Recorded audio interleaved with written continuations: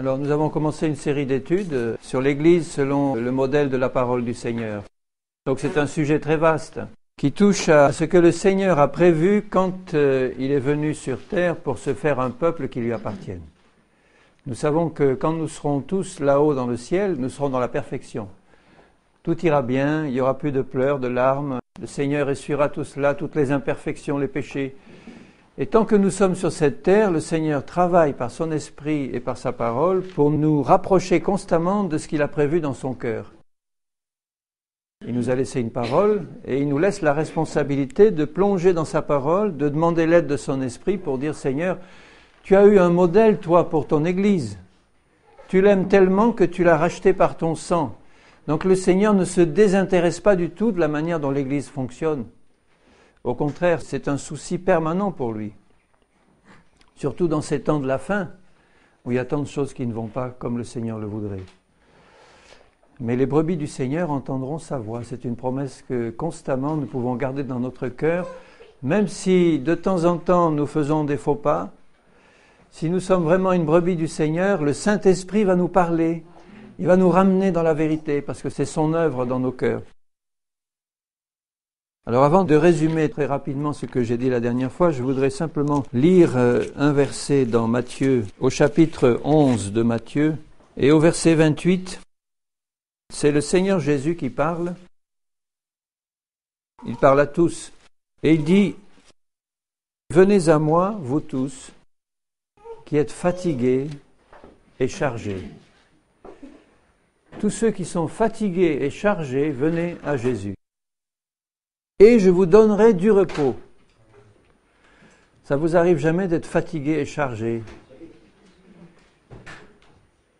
Fatigué de voir ce qui se passe dans ce monde, fatigué de voir le péché grandir, fatigué de voir l'état de l'Église, fatigué de tout ce qui se passe, chargé.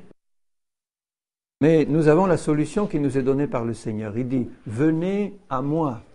Il ne dit pas « Venez à un groupe, venez à une église, venez à une dénomination, venez à une personne, venez à moi, vous tous qui êtes fatigués et chargés, et je vous donnerai du repos. » Le repos de Jésus, qui est un repos du cœur au milieu de la tempête, il peut être là et nous donner un parfait repos en lui.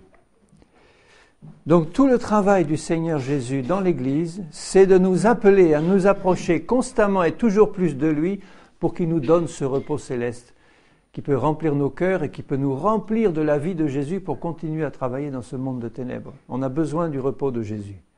Dans la plus grande activité, on a besoin d'un cœur en paix. Combien de fois le Seigneur dit à ses disciples « Que votre cœur ne se trouble pas, soyez en paix, ne crains rien, crois seulement, je suis là, je ne suis pas loin. » Prenez mon joug sur vous et recevez mes instructions, car je suis doux et humble de cœur. Quiconque s'est approché du Seigneur Jésus, même un peu, n'a pu manquer de remarquer combien il était doux et humble. La douceur du Seigneur Jésus, l'humilité va toujours avec la douceur va toujours avec l'humilité. Et le cœur du Seigneur Jésus, c'est un cœur plein de douceur et d'humilité. Il est plein de fermeté et de force, mais il est rempli de douceur et d'humilité. Et il veut nous donner cette douceur et cette humilité. Et vous remarquez comment il le dit, « Recevez mes instructions », ça veut dire « Recevez mon enseignement ». Si nous retournons à la parole du Seigneur, enseignée par le Seigneur Jésus avec l'aide de son esprit, nous allons pénétrer plus loin dans le cœur de Jésus. Il va remettre les choses en place. Quand il parle de l'Église, il parle de choses qu'il voudrait faire dans l'Église et un modèle qu'il nous a donné pour que justement la présence de Jésus soit plus grande. Le Seigneur n'a pas donné un modèle pour l'Église simplement pour le plaisir de voir les choses bien marcher. Il a donné un modèle pour l'Église pour que nous recevions ses instructions et que nous puissions nous approcher plus près de lui pour recevoir de lui son caractère et sa nature. Donc quand l'Église est en dehors du plan du Seigneur, le Seigneur se retire, il n'est pas là, il ne dirige pas les choses puisque c'est lui qui doit diriger les choses. S'il ne les dirige pas, on a du mal à recevoir ses instructions, on a du mal à être dans la paix. On peut être dans la paix quand le Seigneur règne vraiment et quand il dirige toutes choses. Quand nous avons consacré nos cœurs et nos vies entièrement au Seigneur, pour faire sa volonté, là la paix du Seigneur entre. Il sait qu'il n'y a pas de barrière à sa volonté dans nos vies et nous sommes en paix. Et vous trouverez du repos pour vos âmes, car mon joug est doux et mon fardeau léger. Donc quand le Seigneur parle d'une organisation de l'Église, d'un fonctionnement de l'Église, jamais il a à l'idée de mettre un joug sur son peuple, de mettre quelque chose de pesant. Toute organisation humaine, c'est un joug pesant. Il y a des commandements, il faut les respecter, il y a une hiérarchie, une organisation. Il faut que tout baigne et que tout roule, tous les rouages soient à leur place. Dans l'organisation du Seigneur, c'est pas du tout ça. C'est la vie du Seigneur qui coule et c'est lui en nous qui fait son œuvre. Si nous sommes à l'écoute de ses instructions, la vie du Saint-Esprit en nous va amener les choses à leur place et c'est la vie du Seigneur qui va couler en nous et nous amener le repos. Alors la dernière fois, j'ai simplement développé cette pensée que pour le Seigneur, son Église, c'est simplement son troupeau de brebis qu'il a racheté par son sang et à qui il a donné la nouvelle naissance par la foi en lui. Sans nouvelle naissance, il n'y a rien de bon. Sans nouvelle naissance, il n'y a pas d'Église, il n'y a pas de participation à l'Église. Donc ce qui compte au départ, je l'ai montré la dernière fois, c'est est-ce que tu es né de nouveau ou pas ? C'est la première chose. Une fois que tu es né de nouveau, tu rentres dans le corps de Christ, dans l'Église du Seigneur, dont lui est le chef et la tête et qu'il dirige. Et cette Église-là est composée sur la terre entière de tous ceux qui ont donné leur cœur au Seigneur Jésus. Pour Jésus, il n'y a qu'un seul troupeau. Il n'est pas divisé en 36 dénominations. Il est un seul corps, un seul troupeau. C'est sa prière avant de remonter au ciel et avant de passer par la croix. Il a dit, Père, que tous soient un comme nous sommes un, toi en moi et moi en eux. Donc dans le cœur du Seigneur Jésus, puisqu'il a réalisé son sacrifice pour nous tous, il veut que nous formions un seul troupeau, dirigé par un seul berger, lui-même. Alors ça, c'est l'Église universelle de Jésus, elle est partout, dans la terre entière, toute race, toute nation, toute langue. Et on a vu aussi quelque chose d'extrêmement important, c'est que dans tout le modèle de la Bible, le Seigneur qui n'a qu'un seul troupeau, donc on se sent et on se reconnaît frères et sœurs, on peut aller en Chine, au Japon et ailleurs, partout où on trouvera un véritable enfant de Dieu, on est dans la famille du Seigneur. Mais le Seigneur veut que ce troupeau vive une vie d'église là où il est, là où il habite. Et le Seigneur a prévu dans sa parole que le seul critère de rassemblement pour ses enfants, c'est le critère de localité. On choisit ses amis, on ne choisit pas sa famille. On choisit la dénomination dans laquelle on voudrait bien entrer parce qu'on est d'accord doctrinalement ou autre, mais on ne choisit pas les frères et sœurs qui habitent autour de nous. Ils sont placés par le Seigneur là où ils sont et ils sont à côté de nous.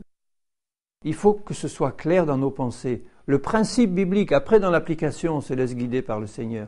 Mais déjà, si on comprend que le Seigneur veut réunir ensemble les chrétiens qui habitent dans un même lieu, pour qu'ils vivent une vie d'église, de famille, on a compris quelque chose de fondamental. Et c'est tout à fait à côté de ce qui se passe aujourd'hui. Aujourd'hui, on se réunit sur la base des doctrines, on se réunit sur la base des affinités, où on suit un homme, où on suit une dénomination. Mais le fait de se réunir simplement avec les frères et sœurs qui habitent autour de nous, c'est perdu complètement de vue ou c'est pratiquement perdu de vue.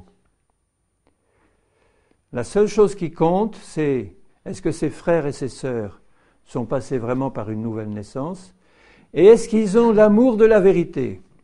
Est-ce qu'ils préfèrent l'amour de la vérité, c'est-à-dire la parole du Seigneur et lui-même, à tout ce qu'on a pu leur enseigner comme doctrine dans leur église ou leur mouvement ou leur dénomination s'ils sortent de ces dénominations-là.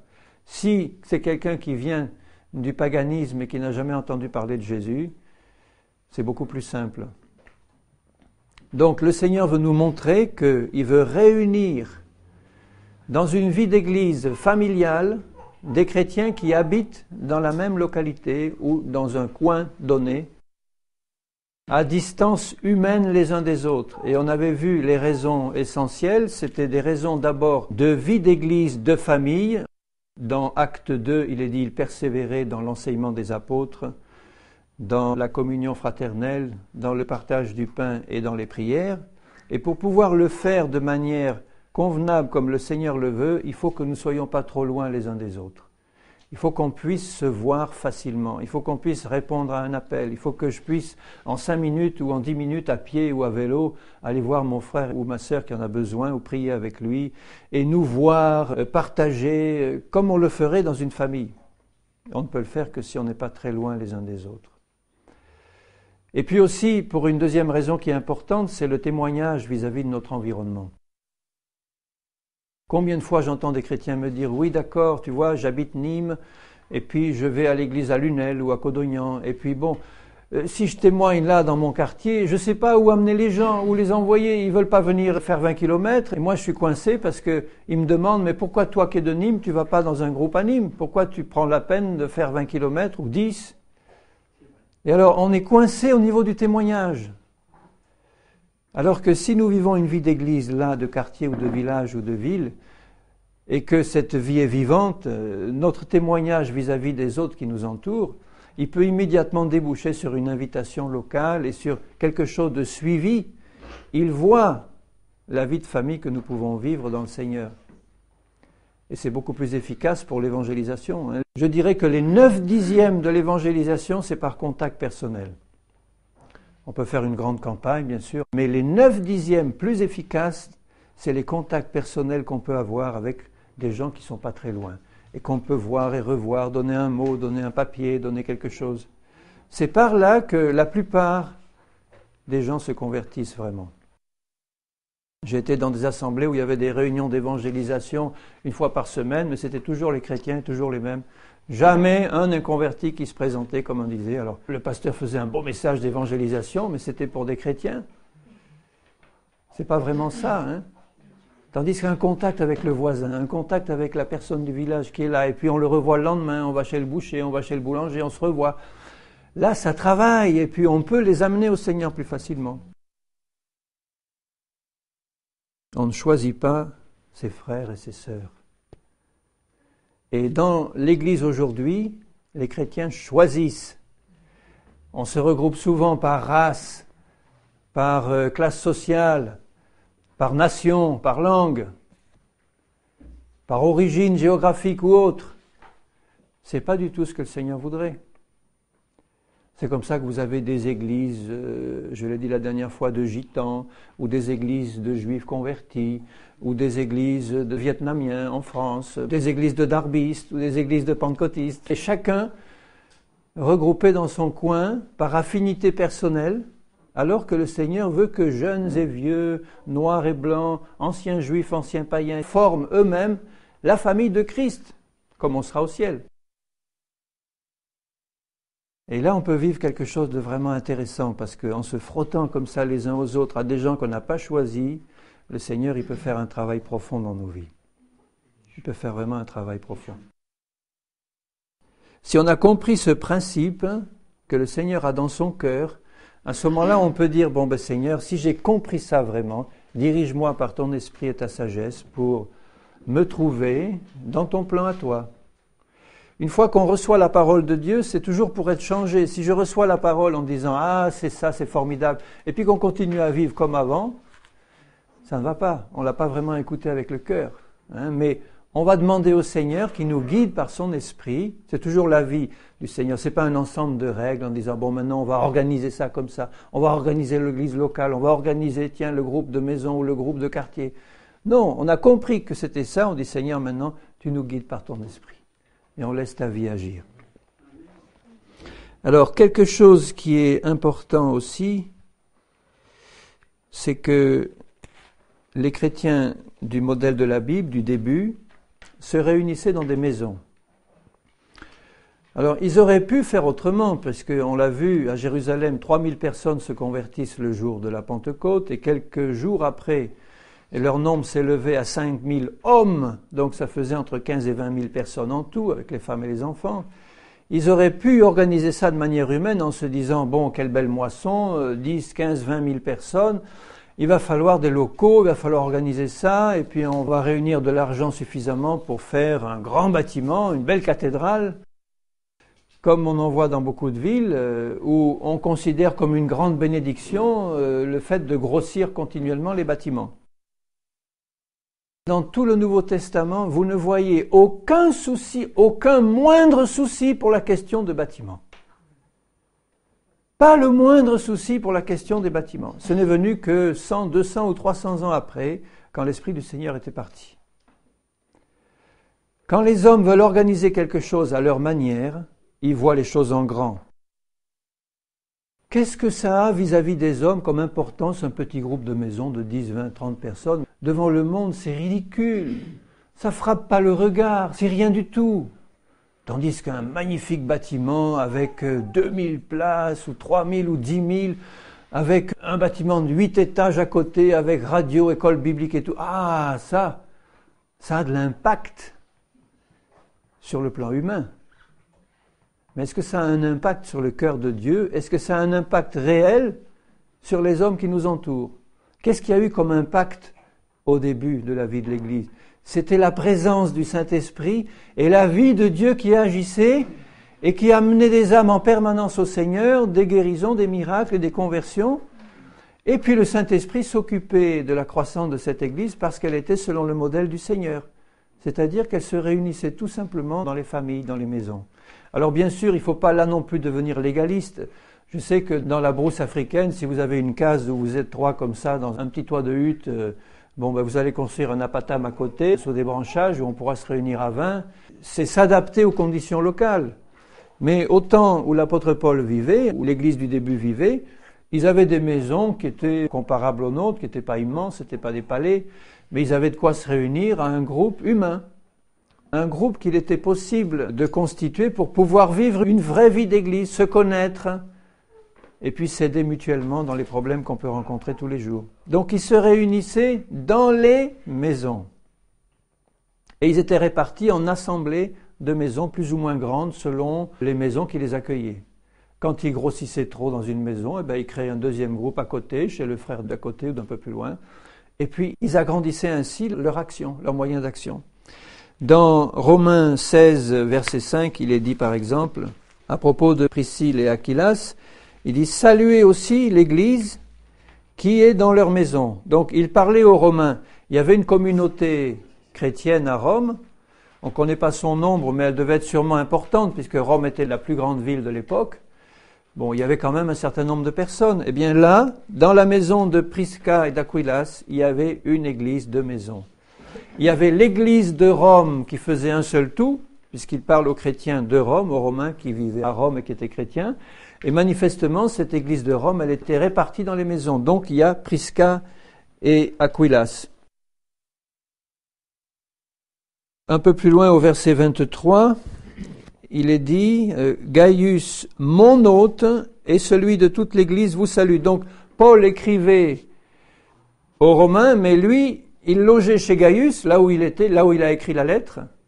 Et il disait « Ce Gaius-là, il est mon hôte et celui de toute l'Église ». Donc, dans la localité où Paul était en train d'écrire aux Romains, le dénommé Gaius hébergeait dans sa maison toute l'Église.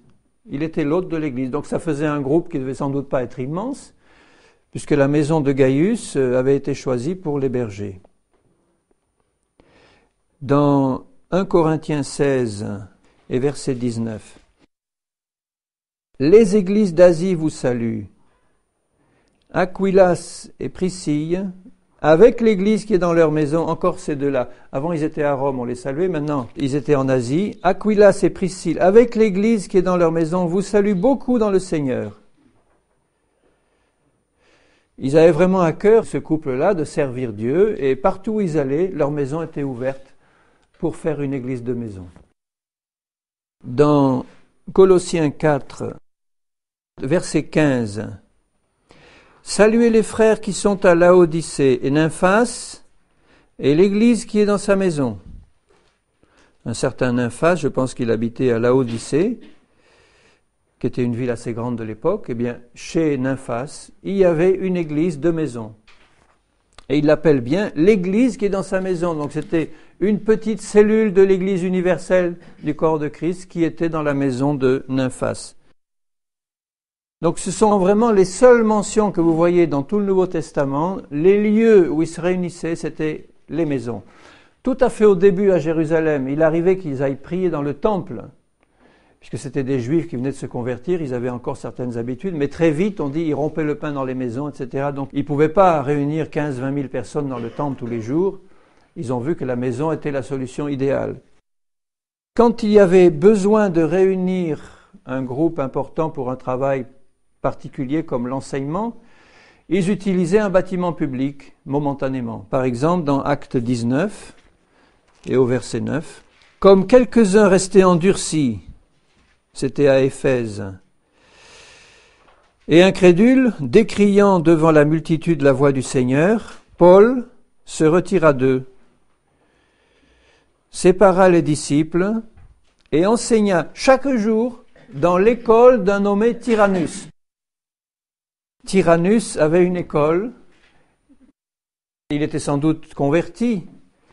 Il a mis son école à la disposition de Paul, parce qu'il y avait sans doute des locaux assez vastes, pour recevoir la petite communauté naissante, pour recevoir un enseignement intensif. Tous les jours, Paul les réunissait. C'est sûr que dans une maison, ça ne pouvait pas se faire comme ça aussi facilement. Donc l'école de Tyrannus était disponible. Ils ont utilisé ça pendant quelques mois.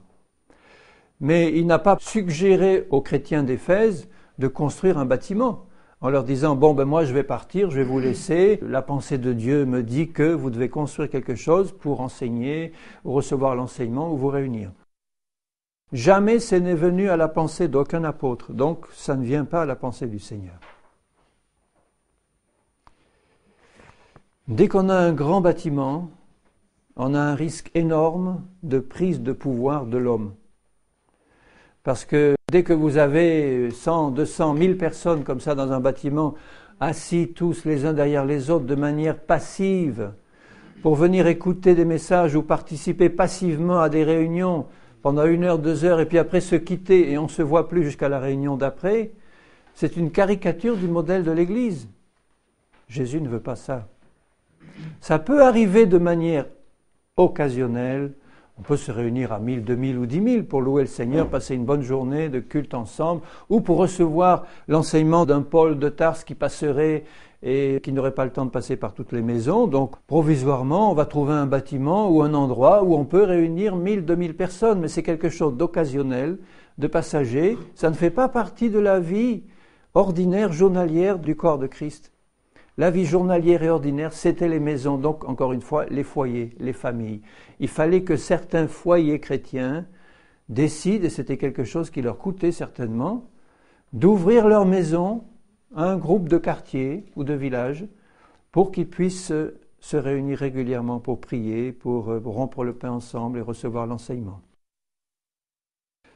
Et c'est aussi un excellent moyen pour que les ministères se lèvent, puisque dans une grande église, les ministères ne peuvent pas se lever. En général, vous avez 1, 2 ou 3 ministères qui dirigent l'église et qui la dirigent du haut d'une estrade, et les ministères qui voudraient se lever ne peuvent pas le faire parce qu'on leur demande la plupart du temps une attitude passive de recevoir ce qui leur est donné. Vous avez remarqué la similitude de beaucoup d'églises modernes avec des salles de spectacle ou de cinéma. Allez voir une salle de spectacle, vous avez des rangées de sièges et puis une estrade. C'est pas normal que ça ressemble tant à des choses qui se passent dans le monde. Non, le Seigneur veut vraiment que chacun participe et que ceux qui ont un appel particulier du Seigneur puissent se lever pour l'exercer. Et le meilleur moyen de se lever pour l'exercer, c'est dans un petit groupe où on peut facilement ou plus facilement exercer les dons que Dieu nous donne. Puisqu'il n'y avait pas de frais inutiles à la construction de bâtiments somptueux, tout l'argent pouvait être consacré à ce que le Seigneur voulait vraiment faire. Aujourd'hui, des milliards et des sommes énormes sont engloutis dans des constructions, dans des projets immobiliers qui coûtent les yeux de la tête. Et les chrétiens, pauvres brebis, sont tondus ras pour pouvoir répondre à ces obligations financières qui n'ont rien de biblique. L'argent devrait être consacré à ce que le Seigneur veut faire. Les petits groupes informels de maison ont un autre avantage, c'est qu'ils peuvent très bien résister à des temps d'épreuve et de persécution. Une église qui a pignon sur rue et qui a un beau bâtiment, ce sera la première à être persécutée et à être visée quand la persécution vient. D'ailleurs, dans tous les pays où l'église est persécutée, elle revient au modèle biblique de maison. Forcément, on se réunit dans les maisons parce qu'il n'y a pas d'autre moyen, mais parce que c'est aussi la pensée du Seigneur. Les premiers à être visés seront les grands groupes. Un petit groupe de maisons, comme c'est prévu dans la Bible, de 20, 40, 50 personnes, n'a aucune obligation d'être déclaré aux autorités.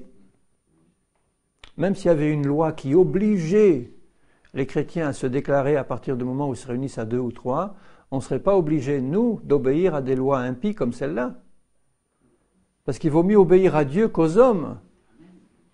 On reste soumis aux autorités, c'est-à-dire qu'on ne fait pas de grabuge, on respecte l'ordre public et la sécurité publique, etc. Mais il n'y a aucune obligation biblique à constituer ce qu'on appelle aujourd'hui des associations cultuelles ou des rassemblements cultuels avec statut, déclaration à la préfecture, nom, dénomination, etc. Ça complique le travail du Seigneur. Dans toutes les églises organisées de cette manière où j'ai été, il y a toujours eu, un jour ou l'autre, un conflit et un problème entre l'organisation administrative humaine imposée par l'État et la loi et l'organisation du Seigneur. Par exemple, il y avait le bureau administratif avec président, vice-président, etc., membres du bureau, qui sont choisis d'après des critères administratifs, et les ministères du Seigneur qui sont choisis par le Seigneur. Alors il y avait les membres du bureau et puis il y avait les ministères et ils n'étaient pas toujours membres du bureau, ça faisait des histoires et où étaient les diacres là-dedans et ça faisait une confusion extraordinaire qui finissait toujours par un compromis avec la parole du Seigneur. Les choses sont si simples quand on laisse l'Esprit du Seigneur nous diriger dans la liberté. Pas de déclaration aux autorités, pas de nom, rien du tout. On fonctionne dans la liberté et puis on observe comment le Seigneur agit. S'il y a un ou une qui est appelé à un ministère particulier, eh bien il se lève, il commence à l'exercer dans le groupe, il est reconnu ou pas par les autres. Et puis il peut se fortifier dans le groupe et puis ensemble on contacte l'environnement pour l'évangéliser. Mais tout ça, ça se fait le plus naturellement du monde, sans obligation légale particulière et sans troubler l'ordre public du tout. Mais on est tellement en dehors maintenant de la pensée du Seigneur qu'on ne peut pratiquement plus imaginer une église qui se crée quelque part dans un village sans tout de suite penser, tiens, déclaration à la préfecture, organisation, association cultuelle, etc., etc. Mais non, bien-aimés, ce n'est pas ce que le Seigneur désire vraiment faire dans son cœur. Il désire que les choses soient conduites par son esprit et pas par la loi des hommes. Alors je ne dis pas qu'il n'y a pas d'église organisée comme ça qui marche bien, il y en a sûrement, mais à partir d'un certain moment, c'est bloqué. Où l'organisation humaine commence à prendre le dessus, ou alors il y a un conflit avec l'organisation de Dieu, et ça ne peut plus marcher parce qu'on n'est pas vraiment dans le modèle du Seigneur.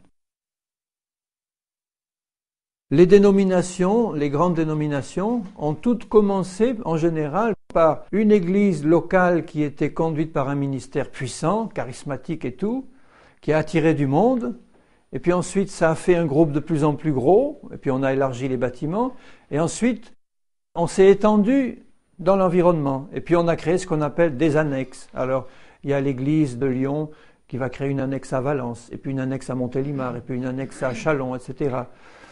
Et puis ça finit par faire une dénomination nouvelle. Des annexes qui évidemment sont toujours étroitement dépendantes de la tête qui est à la ville principale. Alors que dans la pensée du Seigneur, tous ces petits groupes informels de maisons, ils sont entièrement autonomes les uns des autres, dans la liberté complète de l'Esprit du Seigneur, tout en sachant que nous sommes soumis les uns aux autres dans la crainte de Christ, et que nous devons écouter ce que Dieu nous dit, soit directement, soit par un frère ou une sœur qui a l'Esprit du Seigneur, mais ça se fait dans la liberté. Tu écoutes et tu fais selon ce que ton cœur te dit. Je veux dire, si tu es vraiment enfant du Seigneur, tu vas écouter ce qu'un frère ou une sœur te dit de la part de Dieu. Mais tu n'auras pas au-dessus de toi l'administrateur général de qui va dépendre toute ta vie spirituelle, y compris de toute initiative que tu vas prendre pour l'œuvre du Seigneur. Le désir de paraître et de faire bloc et masse devant les autorités est encore un désir qui explique la création des grandes églises ou des grandes assemblées avec gros bâtiments. On veut à tout prix que les autorités nous respectent ou que les autorités nous considèrent, et pour ça il faut faire bloc, il faut faire masse. Le monde ne respecte que ce qui a de la puissance et de l'apparence. Alors on va créer des masses imposantes, on va faire en plus des fédérations au niveau régional ou national pour qu'on puisse savoir que dans notre groupe, eh bien, on est 15 000, on est 20 000 au niveau national. Et donc le secrétaire général de ce groupement-là, il aura du poids vis-à-vis des autorités. Alors que le petit ancien d'un groupe de maison, il n'a aucun poids vis-à-vis des autorités. Mais est-ce que ça a intéressé les apôtres du début d'avoir du poids vis-à-vis des autorités? Quand ils sont amenés devant le Sanhédrin qui avait pouvoir de vie ou de mort, eh bien, la seule chose qui comptait à Pierre, Paul et aux autres, et Jean et Étienne qui étaient remplis du Saint-Esprit et de foi, c'était d'annoncer l'Évangile avec une pleine assurance et une pleine onction du Saint-Esprit. Ils s'occupaient pas du tout de savoir si les autorités les respectaient ou pas pour la puissance qu'ils avaient. Ils étaient persécutés de toute manière, parce qu'ils annonçaient clairement la vérité. Donc ne cherchons pas à impressionner le monde. Il ne sera impressionné que par ce qu'il considère lui comme bon, et ce qu'il considère comme bon n'est pas considéré comme bon par le Seigneur. L'esprit du monde est en désaccord complet avec l'esprit du Seigneur. Ce qui plaît au Seigneur, c'est ce qui est petit, ce qui est méprisable, ce qui est considéré comme balayure par le monde. Est-ce que nous voulons imiter le monde en ayant l'apparence des belles choses, des beaux bâtiments et des grandes masses déclarées officiellement avec armée, service d'ordre et compagnie? On va attirer finalement le mépris du monde, parce qu'ils verront que nous sommes comme eux dans le fond. On utilise les mêmes moyens qu'eux. Tandis que le monde va commencer à craindre l'Église du Seigneur quand elle est remplie du Saint-Esprit. Elle est remplie d'amour aussi, mais elle est remplie du Saint-Esprit et d'amour et elle ne se laisse pas du tout impressionner par les choses du monde.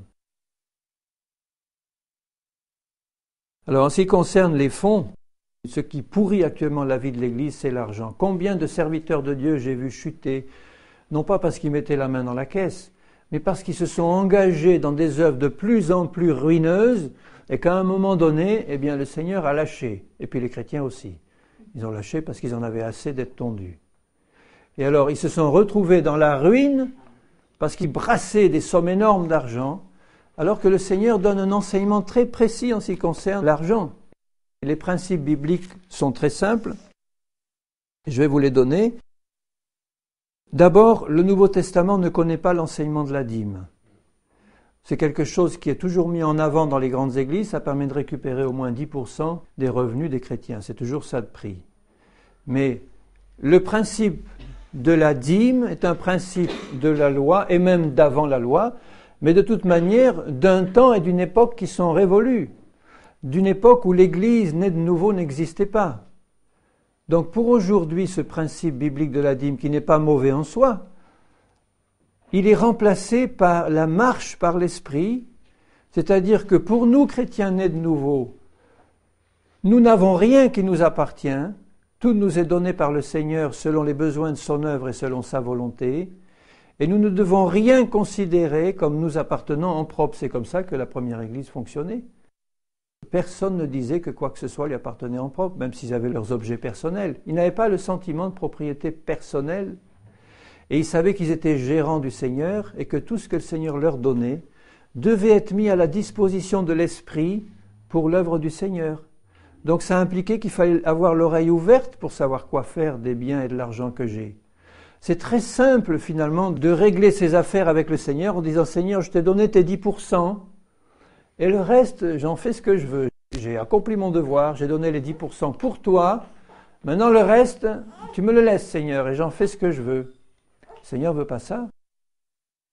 Le Nouveau Testament ne parle pas de dîme pour les chrétiens. Même s'il y a quelques allusions, c'est absolument pas dans le contexte qui montre qu'il y a un enseignement du Seigneur là-dessus. L'argent dans le Nouveau Testament ne servait qu'à 3 buts précis et uniques. Vous n'en voyez pas d'autres. Et en fait, ça peut se ramener à 2 même, hein, mais à 3, disons. Le premier but, c'était de réunir de l'argent pour les besoins des chrétiens en difficulté, des pauvres et des chrétiens en difficulté. Combien de chrétiens aujourd'hui dans le monde sont en difficulté, en Afrique ou ailleurs? Et nous, chrétiens des pays riches, qui nageons dans le superflu, est-ce qu'on pense à réunir des fonds, à les confier à des hommes fidèles comme Paul et les autres, pour aller les distribuer sur place directement à ceux qui en ont besoin, à nos frères qui sont en train de mourir de faim alors que nous nous jetons des poubelles entières de choses que nous avons en trop? Regardez comme Paul faisait. Il réunissait de temps en temps des fonds pour les distribuer aux chrétiens pauvres ou à ceux qui étaient dans la famine ou dans le besoin, et il allait leur porter ce qui leur manquait. Donc, je n'ai pas le temps de faire un enseignement là-dessus, mais je vais quand même lire quelques versets parce que c'est important d'en parler au moment où nous parlons de la vie pratique de l'Église. Dans 1 Corinthiens 16, pour ce qui concerne la collecte en faveur des saints, les saints c'était les chrétiens dans le besoin. Vous aussi, comme je l'ai ordonné aux églises de la Galatie, que chacun de vous, le premier jour de la semaine, mette à part chez lui ce qu'il pourra, selon sa prospérité. Donc il ne parle pas du tout de dîme, là, il dit selon sa prospérité, ce qu'il pourra, afin qu'on n'attende pas mon arrivée pour recueillir les dons. Et ensuite, il prendra ces dons pour les distribuer aux chrétiens qui sont dans le besoin. Ce qu'il peut, selon sa prospérité. Évidemment, ça dépend de la direction du Saint-Esprit. Vous vous rappelez l'histoire de la pauvre veuve que Jésus félicite parce que elle avait donné tout ce qu'elle avait de son nécessaire et Jésus l'a admirée alors que les riches arrivaient en mettant un gros sac d'or là. Mais c'était 1/1000e ou 1/1000e de leur fonds alors qu'elle n'avait qu'une petite pite de rien du tout. C'était son pain qu'elle mettait là-dedans. Je suis sûr que celle-là, d'abord, a accumulé un trésor immense dans les cieux et je suis sûr que Dieu a pourvu à ses besoins bien mieux qu'à celui du riche qui mettait sa bourse. Donc ça dépend de la direction du Saint-Esprit. Et quand il dit celui qui peut, il montre que Dieu nous laisse libres. Fais selon ce que ton cœur te dit. Si tu as le cœur gros et le cœur large, tu vas donner même de ton nécessaire. Parce que tu vois à côté quelqu'un qui en a encore moins que toi. C'est une règle d'égalité. Vous vous rappelez, dans la 2e aux Corinthiens, il disait à propos de la manne, chacun ramassait la manne qui arrivait le matin. Celui qui en avait plus distribuait à celui qui en avait le moins, afin qu'il y ait une règle d'égalité, de manière à ce que personne ne manque. C'est ça, cette règle-là que le Seigneur veut nous faire. J'ai connu des églises où j'ai été, moi, en France, où j'ai appris avec stupéfaction que telle sœur âgée, là, qui apparemment avait l'air de manquer de rien, elle avait l'air bien, bon. Et j'ai appris un jour que pour vivre, elle allait faire les poubelles de son quartier. Parce qu'elle n'avait rien. Une pauvre femme seule, âgée et seule. En France, dans une ville riche, elle allait faire les poubelles et elle n'osait rien dire à personne. Celui qui sème peu, dit Paul, récoltera peu. Celui qui sème abondamment, récoltera abondamment. Il y en a qui en ont fait une règle légaliste pour pousser les chrétiens à passer au portefeuille. Mais ce n'est pas ça du tout. C'est uniquement pour que nous nous rappelions que Dieu est un Dieu juste et que si nous donnons sans espérer recevoir en retour, que notre droite donne sans savoir ce que la gauche fait, Dieu, lui, n'oubliera pas. Et il n'oubliera pas et il ne nous laissera manquer ni de nourriture ni de vêtements. Et Paul dit, cela me suffit. Il ne parle même pas de toi. Vous voyez ? Si tous les apôtres modernes parlaient comme Paul, ça me suffit. Si j'ai de quoi manger et de me vêtir, je suis content. Alors ça, c'est le premier besoin. Le deuxième besoin, on réunissait de l'argent uniquement pour pourvoir aux besoins des anciens du groupe local quand ils étaient engagés à plein dans le travail du Seigneur. Donc c'était pour pourvoir à leurs besoins personnels. Et ce n'étaient pas des gens qui en demandaient énormément. Il fallait pourvoir à leurs besoins parce qu'ils ne pouvaient pas travailler dans le monde pour avoir un salaire, parce qu'ils s'étaient entièrement consacrés à l'œuvre du Seigneur et comptaient sur le Seigneur pour qu'il pourvoie. Ils ne faisaient pas des quêtes en disant « Je suis au service du Seigneur, vous vous rappelez, il faut pourvoir à mes besoins ». Non, ils ne faisaient pas comme ça. il y avait un enseignement qui était donné, on laissait la liberté à chacun et le Saint-Esprit mettait à cœur de pourvoir aux besoins des serviteurs du Seigneur qui ne gagnaient pas de salaire. Par exemple, dans 1 Corinthiens 9, Paul dit ceci, au verset 13, « Ne savez-vous pas que ceux qui remplissent les fonctions sacrées sont nourris par le temple ?» Il fait référence aux sacrificateurs de la loi. « Que ceux qui servent à l'autel ont part à l'autel. De même aussi, le Seigneur a ordonné à ceux qui annoncent l'Évangile de vivre de l'Évangile. » Donc c'est un droit, mais ce n'est pas un droit qui est appliqué de façon autoritaire par les serviteurs de Dieu. Ce n'est pas eux qui doivent organiser l'exercice de ce droit. C'est un droit spirituel, mais qui doit être fait parce que les chrétiens ont eu le cœur touché. C'est tout. Ce n'est pas les autres qui demandent leur salaire comme un droit. D'ailleurs, Paul lui-même, il renonce bien souvent à ce droit, c'est-à-dire qu'il a accepté de travailler durement lui-même, en plus de son travail d'apôtre, en faisant des tentes ou en travaillant temporairement, pour n'être à charge à personne, ou du moins à l'église où il était en train de prêcher. Vous voyez, ce n'est pas parce qu'on a un droit qu'on doit forcément l'exercer, on peut y renoncer, et c'est un sujet de gloire dont il ne veut pas se laisser priver. Ça veut sûrement dire qu'il n'avait pas de gros besoins, et qu'il savait se contenter de très peu. Mais c'est un droit, et normalement, l'Église doit librement assurer l'entretien de ceux qui sont des serviteurs de Dieu dans le groupe local où ils sont. Dans 1 Timothée 5, 17, il est dit que les anciens qui dirigent bien soient jugés dignes d'un double honneur, surtout ceux qui travaillent à la prédication et à l'enseignement, car l'Écriture dit « Tu n'emmuselleras point le bœuf quand il foule le grain et l'ouvrier mérite son salaire. » Donc tout ça pour dire que le principe biblique est clair. L'argent, quand il doit être réuni, ne doit pas passer dans des bâtiments ou des œuvres somptuaires. Il passe pour les besoins des saints qui sont dans la pauvreté ou dans la difficulté, et il passe pour entretenir les serviteurs de Dieu qui ont consacré leur vie à un ministère donné. Et le troisième besoin qui est indiqué dans la parole, c'est de pourvoir aux besoins des anciens qui sont en mission à l'extérieur de leur groupe. Aujourd'hui, on l'appelle les missionnaires, si vous voulez.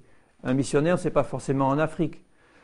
Mais dans un groupe local, quelqu'un peut être envoyé, comme ça a été souvent le cas, dans un autre endroit pour prêcher l'Évangile, et il lui faut du soutien. Et normalement, ce sont les chrétiens qui ont à cœur de lui donner de quoi pourvoir à ses besoins. Par exemple, dans l'épître de Paul à Tite, au chapitre 3 et au verset 13, « Aie soin de pourvoir au voyage de Zénas, le docteur de la loi, c'était un enseignant, et d'Apollos, nous savons qu'Apollos aussi était un enseignant de la parole, en sorte que rien ne leur manque. Il faut que les nôtres aussi apprennent à pratiquer de bonnes œuvres pour subvenir aux besoins pressants afin qu'ils ne soient pas sans produire des fruits. » Ils étaient envoyés en mission quelque part, eh bien il fallait pourvoir à leurs besoins pour qu'ils ne manquent de rien. Ça voulait dire quoi? Ça voulait dire, eh bien nourris-les, loge-les, et puis entretiens-les le temps qu'ils seront là. C'est tout. Il n'était pas question de leur donner des 100 et des 1000 comme salaire royal. Je m'arrête là pour ce point. C'est simplement pour montrer que l'Église du Nouveau Testament, elle ne doit pas coûter très cher sur le plan finance. Puisque les groupes locaux, les groupes de maison, il n'y a aucun frais de bâtiment. Ce sont des chrétiens qui travaillent et qui vivent de leurs mains. Il doit simplement avoir à cœur les pauvres et les serviteurs du Seigneur qui ont consacré leur temps au service du Seigneur. Point final. Vous ne trouvez aucune autre demande d'argent pour quoi que ce soit d'autre dans l'Église du début. Ça veut dire que leur mission était faite par la puissance du Saint-Esprit. Et ce qui leur a suffi au début devrait normalement pouvoir nous suffire à nous.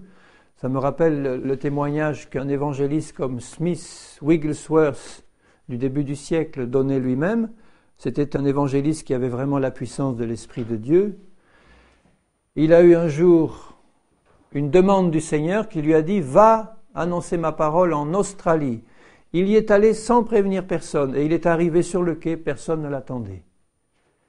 Et quand il est parti, je ne sais pas combien de semaines ou mois après, il y avait une foule énorme qui l'accompagnait au bateau parce qu'entre-temps, il y avait eu la puissance de Dieu à l'œuvre. Dieu l'a conduit là-bas et la puissance de la prédication de l'Évangile était telle que les foules sont venues au Seigneur et il a manqué de rien pendant son séjour là-bas. Il n'a pas eu à quémander quoi que ce soit. Dieu a pourvu. Et tout ce qui a été fait là-bas a été fait sans aucun recours ni à la radio, ni à impression de tracts et de traités, ni à des annonces dans les journaux, etc. Simplement, la puissance de Jésus à l'œuvre. La première réunion publique où il a prêché qu'il y a eu des malades guéris, eh bien, toute la ville le savait le lendemain. Ils se sont tous dit, eh bien, il y a le Seigneur qui est à l'œuvre à tel endroit, il faut y aller. Il n'a eu aucun frais à débourser. Alors qu'aujourd'hui, si on voit certaines campagnes d'évangélisation où il faut louer des salles à prix d'or, il faut imprimer des milliers de traités, il faut passer des annonces à la télé ou à la radio qui coûtent extrêmement cher. Alors certains me diront, mais Henri, tu exagères, il faut vivre avec ton temps. Quand même, si Paul était aujourd'hui, à notre époque, il utiliserait tous ces moyens et Internet et tout et tout. J'ai dit, écoute, bon, on n'en sait rien. En tout cas, ce que je sais, c'est que si l'Église du début a été remplie de cette puissance sans avoir besoin de tout ça, je ne pense pas que ce soit absolument nécessaire. Ça peut être utile, mais ce n'est pas nécessaire du tout. Une chose est nécessaire, c'est d'être rempli de la présence de Dieu. Et quand Dieu se manifeste quelque part, je vous assure que ça remue. Et les vrais réveils dans l'histoire, même les réveils récents, comme au Pays de Galles en début du siècle ou en Californie, eh bien ça c'est fait par la puissance du Saint-Esprit et personne n'est allé dépenser des sommes énormes pour avertir de ce qui se passait. Personne. Le Saint-Esprit faisait l'invitation et les gens arrivaient. Alléluia. Alors en ce qui concerne la direction spirituelle de l'Église maintenant, les ministères, au mot direction spirituelle, je préfère le mot la conduite spirituelle, parce que direction, ça a pris un sens un peu autoritaire. L'Église, en fait, est dirigée par le Seigneur Jésus, point final. C'est lui le chef de l'Église, c'est lui qui veut diriger et bâtir son Église, et tout doit dépendre de lui. Ça, c'est le premier principe. Jésus-Christ est le chef, c'est lui qui veut diriger son Église directement avec l'assistance de son Esprit, de l'Esprit Saint qui travaille avec lui, bien sûr. Mais il veut être le directeur, le patron. Le deuxième principe, c'est que dans cet immense corps de Christ qui est fait de rachetés, nous sommes tous spirituellement égaux. Nous sommes tous sanctifiés par Jésus, nous sommes tous spirituellement égaux. Et pour le Père, nous avons tous la même valeur spirituelle. Exactement, la même valeur. Aucun intermédiaire entre le peuple du Seigneur et Dieu lui-même. Aucun intermédiaire entre eux. Nous sommes tous égaux. Le troisième principe, c'est que nous devons tous être soumis les uns aux autres dans la crainte de Christ. On doit reconnaître dans le frère ou la sœur que Dieu a placé devant moi quelqu'un qui, normalement, est en relation personnelle avec Jésus, et comme nous sommes membres d'un corps, il a sa place dans le corps de Christ, moi j'ai la mienne, et nous devons fonctionner en coopération et en collaboration l'un avec l'autre. Lui va recevoir de Dieu des choses qui vont me faire du bien, moi je vais recevoir de Dieu des choses que je dois donner aux autres. Quand Dieu me donne des dons, c'est pas pour les garder pour moi, c'est pour l'édification de l'Église. D'ailleurs, ça peut bien se faire dans un petit groupe, beaucoup mieux que dans un grand. Mais Dieu me donne des dons, et dans 1 Corinthiens 12 et 1 Corinthiens 14, l'apôtre Paul dit que ces dons sont distribués à tous selon la volonté du Saint-Esprit pour l'édification commune, à tous. Donc nous sommes tous égaux spirituellement. Il n'y a ni grec, ni juif, ni circoncis, ni incirconcis dans l'Église de Jésus, ni même homme, ni femme. Je parle spirituellement parlant devant Dieu. Nous avons tous la même valeur spirituelle, nous sommes tous égaux devant le Seigneur. Et nous avons tous un appel personnel du Seigneur dans son corps avec des dons personnels pour l'édification de l'Église et puis bien sûr pour amener des âmes au Seigneur. Donc on n'a pas de complexe à avoir vis-à-vis de nos frères ou de nos sœurs. On a une place indispensable. Si l'un est appelé à un ministère apparemment puissant, c'est sa place, c'est le don qu'il a reçu de Dieu, il n'a pas à s'en glorifier. C'est comme ça, il lui a donné. Bon, c'est pour un travail donné, mais celui qui, dans son coin humble et quelquefois non reconnu par personne, reçoit du Seigneur un don précieux pour l'exercer vis-à-vis du reste du corps de Christ, il a aux yeux du Seigneur exactement la même valeur s'il exerce son don et son ministère comme il doit l'exercer. Si il sort de l'appel du Seigneur, alors là évidemment ça ne va plus. Mais si nous sommes dans l'appel que le Seigneur nous donne, et si nous l'exerçons comme le Seigneur le veut, alors là nous rendons gloire au Seigneur et le Seigneur est glorifié et heureux parce que ça fonctionne comme il l'a pensé dans son cœur à lui. Le quatrième principe, c'est maintenant, dans l'œuvre du Seigneur, comme chacun a une place particulière, le Seigneur appelle certaines personnes à une fonction ou à une place particulière de surveillance spirituelle ou de conduite spirituelle qu'il donne à certaines personnes en particulier. Mais ça n'enlève rien au principe que je viens de définir, c'est-à-dire que ce n'est pas parce que Dieu va donner un ministère particulier à une personne, un ministère de surveillance spirituelle, c'est pas pour ça que cette personne-là doit devenir un écran entre Dieu et les autres, ou qu'il doit devenir un commandant de l'armée pour diriger le troupeau. C'est pas du tout ça.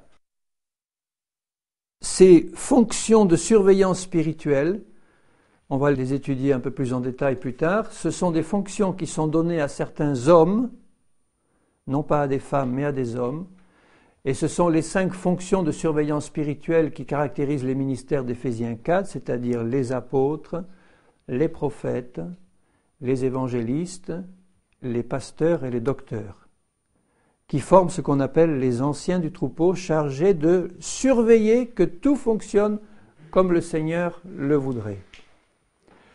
Mais ce n'est pas pour ça qu'ils valent plus que les autres ou qu'ils ont quelque chose de spécial. Ils ont simplement une fonction particulière que Dieu, dans sa grâce, leur donne pour que l'Église soit surveillée par ces anciens qui sont nommés dans la parole par le Seigneur.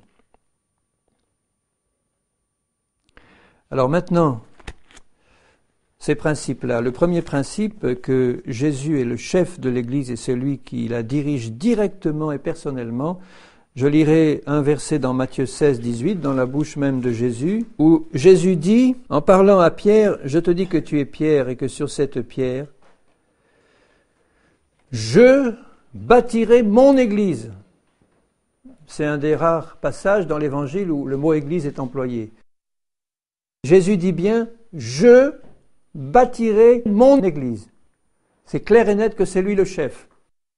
Dans les épîtres, il est dit par exemple dans Éphésiens 5,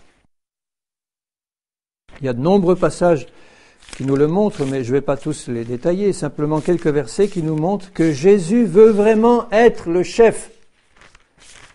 Bien souvent, il est mis au rencard, parce que les hommes ont pris sa place. Dans Éphésiens 5, et au verset 23, il est dit, le mari est le chef de la femme. Chef, ça veut dire tête. Il est le chef de la femme, comme Christ est le chef de l'Église, qui est son corps et dont il est le sauveur. De même que l'Église est soumise à Christ, etc. Donc, dans la pensée du Seigneur, c'est Jésus le chef de son Église, qui est son corps, et l'Église doit être parfaitement soumise à celui qui est son chef, en tout point. Comme la femme est soumise à son mari, ajoute-t-il.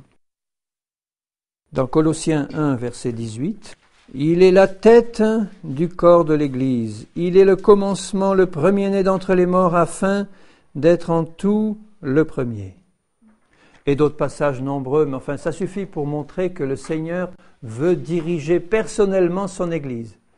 Il ne donnera à aucun homme la responsabilité de diriger son Église à sa place. il va donner des ministères de collaboration avec Dieu, mais ces ministères-là seront des modèles, ce ne seront pas des gens qui vont dominer sur l'Église. Ce seront des gens qui vont surveiller pour voir comment tout se passe, si ça se passe bien comme Dieu l'a dit. Donc il faut qu'ils soient eux-mêmes en communion étroite avec le Seigneur et sa parole. Et ils donnent l'éclairage qu'il faut au troupeau qui a encore besoin d'être éclairé. Mais fondamentalement, c'est Jésus, dans le cœur de chacun de ses enfants, qui veut diriger personnellement leur vie, parce qu'il n'y a que lui qui a le plan d'ensemble. Il n'y a que lui qui voit la totalité. Dans Romains 8 et verset 29, ça c'est le deuxième principe, nous sommes tous égaux spirituellement devant Dieu. Ceux qu'il a connus d'avance, il les a aussi prédestinés à être semblables à l'image de son Fils, afin que son Fils soit le premier-né d'entre plusieurs frères. Donc c'est clair que dans la pensée du Seigneur, on est tous sur le même plan, frères et sœurs devant Dieu, et Christ est le premier-né, le frère aîné, qui est en même temps le Seigneur, le Sauveur, le Roi, et que devant lui, nous sommes tous sur le même plan. D'ailleurs, dans Galates 3, il dit aussi, Galates 3, verset 26, « Vous êtes tous fils de Dieu », je peux rajouter filles, fils et filles de Dieu, « Vous êtes tous fils et filles de Dieu par la foi en Jésus-Christ, vous tous qui avez été baptisés en Christ, vous avez revêtu Christ. Il n'y a plus ni juif ni grec, il n'y a plus ni esclave ni libre, il n'y a plus ni homme ni femme, vous êtes tous un en Jésus-Christ. Et donc vous êtes à Christ, héritier selon la promesse. » Alléluia, ça me fait du bien ça de savoir que le Seigneur nous a tous destinés, tel que tu es maintenant, si tu restes fidèle. Le Seigneur t'a destiné à être un jour semblable à l'image de Jésus. Je reviens constamment sur cette promesse du Seigneur.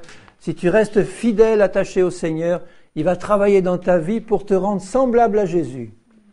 Homme, femme, d'où que tu viennes, quel que soit ton passé, il va te rendre semblable à Jésus. On est tous sur le même pied d'égalité. Maintenant, dans Éphésiens 5, je lirai à partir du verset 20. « Rendez continuellement grâce pour toutes choses à Dieu le Père, au nom de notre Seigneur Jésus-Christ, vous soumettant les uns aux autres dans la crainte de Dieu. » Donc, dans cet esprit-là, le mari est soumis à sa femme et la femme à son mari, parce que je dois discerner ce qui vient de Dieu par l'autre qui est devant moi. Il faut aussi que je discerne donc ce qui ne vient pas de Dieu par l'autre qui est devant moi. Il faut donc que je ne me laisse opprimer et asservir par personne, homme ou femme, ou quelle qu'il soit sa position dans le monde ou dans l'Église. Je ne dois me laisser opprimer ni asservir par personne. Dieu m'a libéré, c'est pour être entièrement libre de toute oppression. Mais cette liberté me donne une grande responsabilité, parce qu'elle s'exerce dans l'amour et s'exerce dans la soumission les uns aux autres. Si Dieu me donne une liberté complète, c'est pas pour que je commence à opprimer les autres et que je commence à les mettre sous mon grappin. Il m'a donné, et il nous donne à tous une pleine liberté pour nous faire grandir dans cette liberté, pour qu'on prenne nos responsabilités en tant qu'adultes en Christ. En tant qu'adulte en Christ, je vais prendre cette liberté qu'il me donne et je vais la mettre au service de mes frères, de mes sœurs, de ceux qui ont besoin du Seigneur, etc. Comme Jésus l'a fait. Il s'est privé volontairement de la liberté qu'il avait en devenant semblable à un homme. Et il dit bien lui-même, « Je suis venu, moi le Seigneur, non pas pour être servi, mais pour servir. » Faites de même. Et dans cet esprit-là, nous devons veiller soigneusement à être soumis les uns aux autres dans la crainte de Dieu. C'est-à-dire que je ne vais pas me laisser asservir par un frère ou une sœur qui voudrait commencer à me dominer, y compris par des dons spirituels ou par la Bible, mais je vais veiller de très près à écouter ce qu'il ou elle va me dire pour bien discerner si ça vient du Seigneur, au besoin en faisant le tri et en laissant de côté ce qui ne vient pas du Seigneur, mais Il arrive que Dieu parle à une personne qui soit encore un peu mal habituée à écouter la voix du Seigneur, et elle va me donner quelque chose de la part de Dieu avec un mélange, un peu de chair, de l'esprit, mais il faut que je discerne quand même que Dieu l'a envoyé pour me parler, et que j'écoute ce qui vient du Seigneur dans ce qu'il ou elle a à me dire. Alors si c'est quelqu'un qui est vraiment habitué à être en communion avec Dieu, qui va me donner une vérité claire et nette de la part du Seigneur, qu'il soit homme, qu'il soit femme, qu'il soit enfant dans le Seigneur, ça peut être un converti de la journée qui a reçu l'Esprit du Seigneur et qui va me dire une vérité de la part de Dieu, eh bien si je suis soumis à lui dans la crainte de Christ ou à elle, je vais écouter et je vais dire « Tu as raison mon frère, tu as raison ma sœur, ce que tu me dis là, j'ai vraiment le sentiment que ça vient de Dieu. Donc il faut que je change ce que je suis en train de faire. » C'est ça être soumis les uns aux autres dans la crainte de Christ.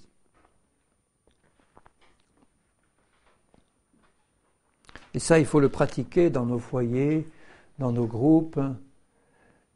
Et ça ne peut être vraiment efficace que si nous pratiquons notre relation personnelle avec Jésus d'abord. Parce que ce qui va me donner le discernement, c'est ma relation avec Jésus. Plus je vais connaître Jésus de manière intime, et plus je vais connaître sa parole, et plus je vais avoir de la facilité pour d'abord juger si ce qui se passe autour est bon ou mauvais, et puis je vais pouvoir mieux écouter ce que Dieu me demande de dire pour l'apporter à mes frères et mes sœurs. Mais je vais l'apporter dans la liberté et dans l'amour. Je ne vais pas leur taper à coups de Bible sur la tête en disant « Tu es un mécréant ou une mécréante, tu ne marches pas selon le Seigneur, ça ne va pas. » Bon. Je vais le prendre ou la prendre quelquefois fermement en lui disant « Mon frère, ma sœur, il y a quelque chose que le Seigneur me montre pour toi. Je ne viens pas pour te condamner ou te juger. » Mais il est vital que tu écoutes ce que le Seigneur veut te dire parce que tu es en train de dérailler ou de marcher à côté. Tu n'es pas à ta place ou tu ne fais pas ce qu'il faut que tu fasses, alors je t'en supplie, écoute. Je t'exhorte à écouter. Voilà le conseil que je te donne. Et puis tu te places devant Jésus et tu vas écouter la voix de Jésus dans ton cœur. Si c'est un enfant de Dieu qui aime la vérité, il va venir à la vérité que je suis en train de lui donner de la part du Seigneur. Si c'est quelqu'un qui a l'esprit rebelle et qui ne veut rien entendre, bon là c'est là que les difficultés commencent. Il va refuser, il va se rebeller. Je n'aurai plus qu'une chose à faire, c'est attendre le moment favorable pour essayer de lui rappeler ou prier pour lui en disant Seigneur, eh bien ouvre les yeux de son cœur et de son intelligence pour qu'il comprenne ce que j'ai voulu lui dire de ta part, parce qu'il n'a pas pu écouter ta voix. Maintenant, il faut savoir que dans l'œuvre du Seigneur, dans le travail qu'il veut faire dans ce monde, chacun reçoit du Seigneur un ministère, homme ou femme. Et pour ce ministère, Dieu lui donne des dons spirituels, pas humains, spirituels. Ministère en grec, ça veut dire service. Un ministre, c'est un serviteur. Un ministre de Dieu, c'est un serviteur. Donc, homme ou femme, tu reçois de Dieu, dans le corps de Christ, dont tu es un élément, tu reçois un plan personnel de Dieu pour ta vie qu'il va falloir que tu réalises si tu veux vraiment obéir au Seigneur parce que tu l'aimes.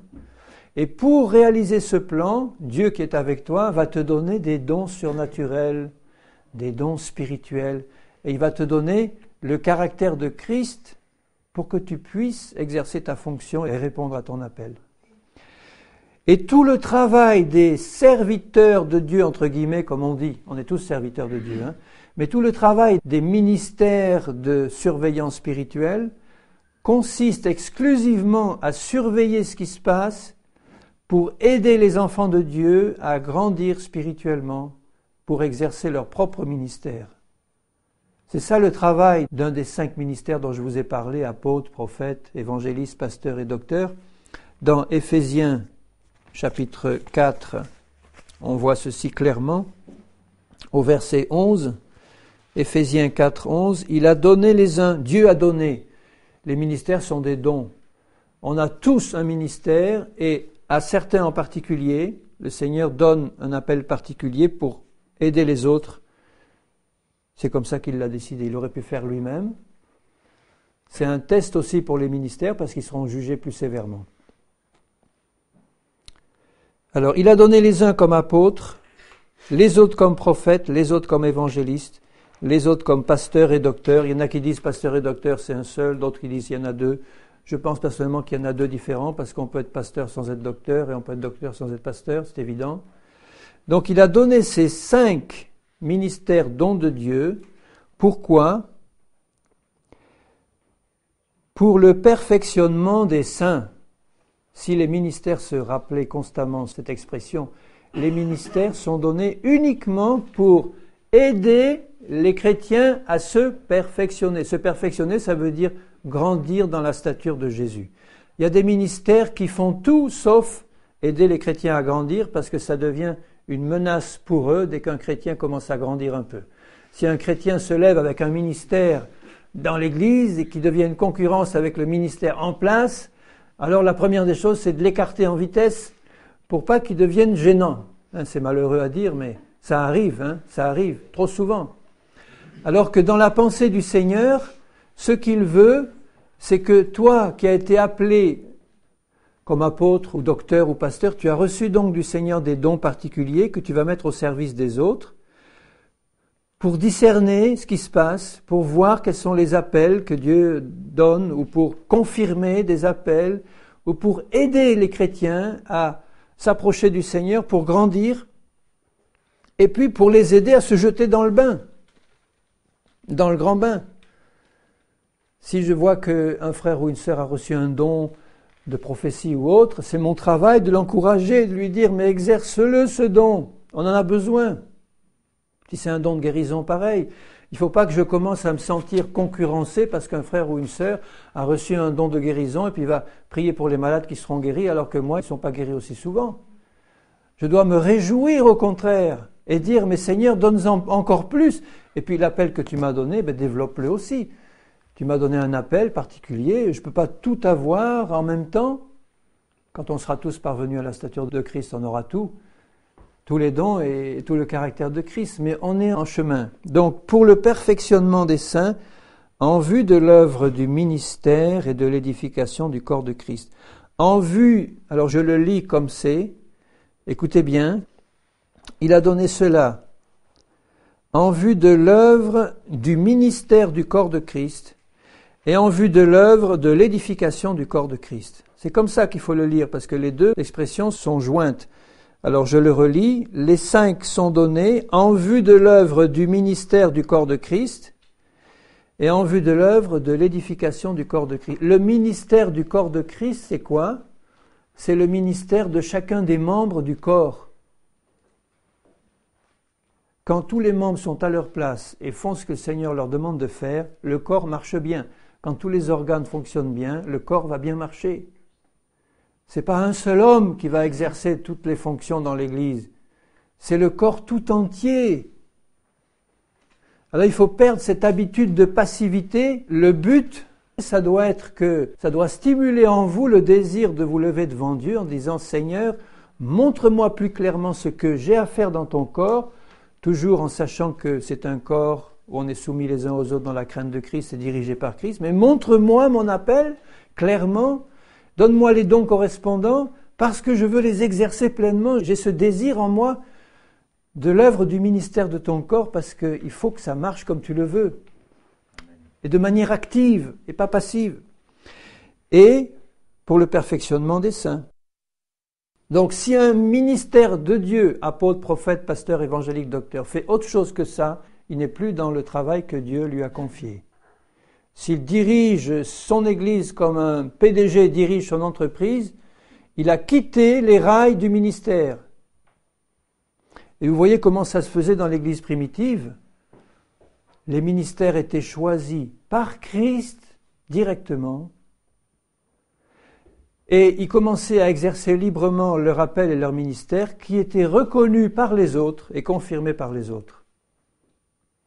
Et ça se passait vraiment dans la liberté de l'esprit. Dieu est souverain, il peut élever ou abaisser qui il veut.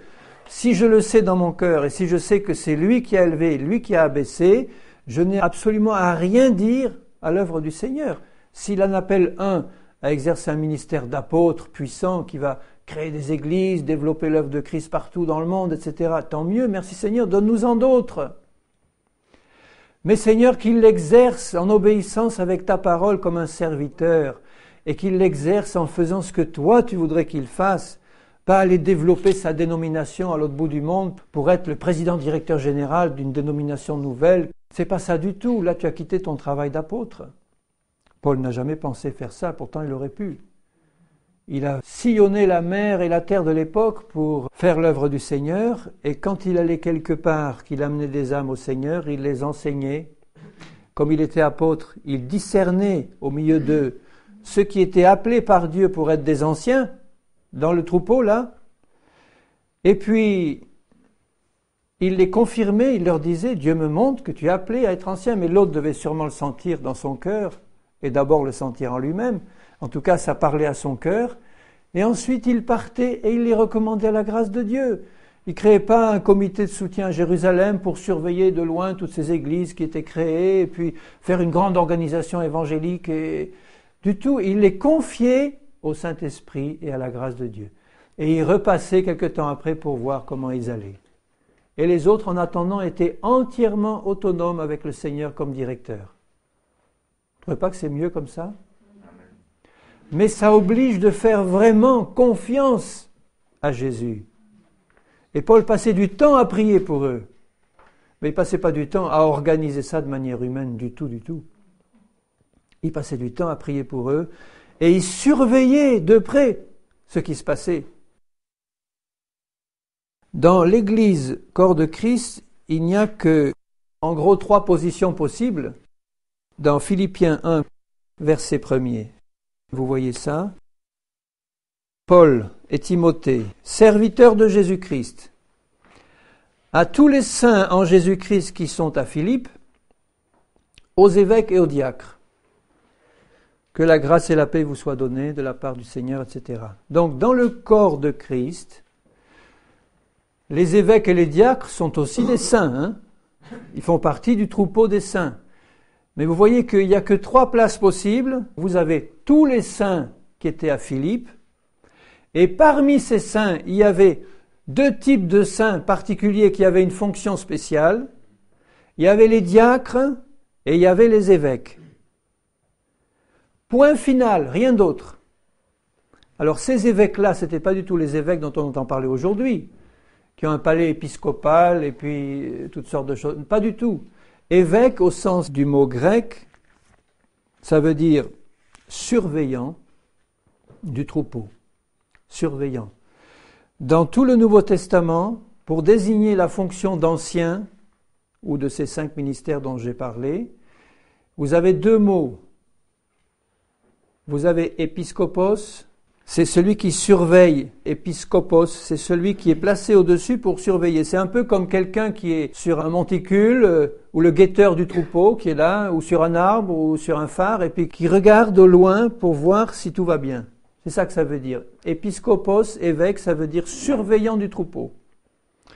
Et vous avez un autre terme, presbytéros. Le presbytéros, c'est un autre terme qui signifie celui qui voit loin, ou bien ancien, au sens plus traditionnel du terme. Le vieux qui a de l'expérience, et puis qui voit arriver les choses de plus loin parce qu'il a de l'expérience ou qu'il a vraiment reçu quelque chose de spécial du Seigneur qui lui donne une vision plus profonde. Et tous ces 2-là, le presbytre, qui a donné prêtre de manière déformée, donc le presbytre et l'épiscope, ce sont des anciens du troupeau. Donc tous les ministères, que ce soit apôtres, prophètes, évangélistes, pasteurs et docteurs, ne sont que des anciens dans le troupeau, qui ont un ministère plus ou moins puissant, plus ou moins étendu selon l'appel que Dieu leur donne. Mais il n'y a pas dans la Bible cette différence qu'on voit dans tant d'églises où vous avez le pasteur, qui lui est le ministère, et à côté, vous avez un groupe d'anciens qui sont des sous-ordres, finalement. Ils n'ont pas le même ministère, donc ils sont au service du ministère, et ils sont en fait le groupe de conseillers ou le conseil presbytéral. On distingue dans l'Église le ministère, qui lui a vraiment la vision de Dieu, l'appel de Dieu, et vous avez l'ancien qui est un peu le secrétaire de la compagnie. C'est celui sur lequel on va s'appuyer, qui aura quand même un certain nombre de responsabilités, mais il dépend directement du ministère et il n'a pas l'autorité spirituelle d'un ministère. Or, dans la Bible, vous ne voyez absolument pas cette distinction. Tous sont appelés anciens, y compris les apôtres eux-mêmes. Par exemple, dans 1 Pierre 5, verset 1er. Alors, l'apôtre Pierre est considéré par beaucoup comme vraiment le premier des apôtres, ou en tout cas l'un des premiers. C'est vraiment le type même de qui on peut dire il a reçu un ministère. Eh bien, lui, il dit, en parlant de lui, « Voici les exhortations que j'adresse aux anciens qui sont parmi vous, moi, ancien comme eux. » Il s'appelle donc ancien, il est apôtre, mais c'est un ancien, c'est-à-dire qu'il fait partie de ce groupe qui sont placés là avec des dons et un appel particulier pour surveiller le troupeau. Il est ancien comme eux. Témoin des souffrances de Christ, etc. Paissez le troupeau de Dieu qui est sous votre garde, non par contrainte, mais volontairement, non pour un gain sordide, mais avec dévouement, non comme dominant sur ceux qui vous sont échus en partage, mais en étant les modèles du troupeau. Voilà l'ancien. Jean dira à lui-même, Jean qui était aussi l'un des premiers apôtres, il dit dans la 2e épître de Jean, verset 1er, « L'ancien à Kyria l'élu et à ses enfants que j'aime dans la vérité. » Donc Pierre et Jean étaient des anciens, c'était des apôtres, mais c'était des anciens comme les autres anciens. Leur fonction, il le dit, c'est de faire paître les brebis. Vous savez ce qu'on fait quand on fait paître les brebis ? On les prend, on les fait sortir de la bergerie, on les conduit simplement là où il y a des bons pâturages et on les laisse manger à leur guise, en toute liberté, et on surveille pour voir si le loup ne vient pas. Et puis quand elles ont bien mangé, eh bien on les ramène dans la bergerie jusqu'au moment où on les aidera à sortir encore par la porte qui est Jésus. Donc c'est ça le travail de l'ancien, c'est surveiller simplement le troupeau et laisser le troupeau manger lui-même. C'est pas le berger qui mange l'herbe à la place du troupeau. Il le met en condition pour que le troupeau puisse manger. Il le laisse manger et il le surveille et il le garde.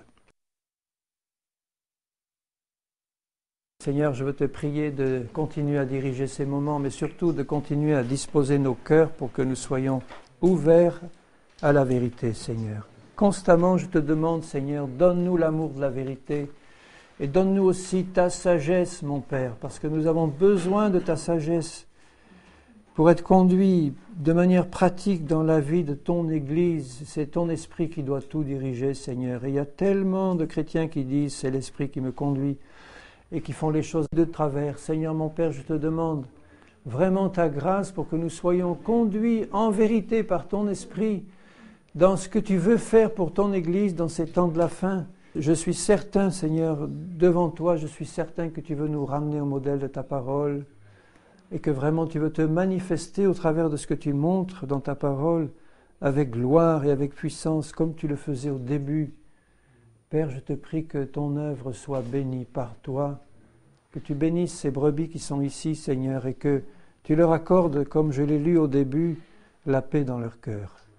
Accorde ta paix, Seigneur. Je te prie d'ôter tout fardeau par ta présence dans les cœurs.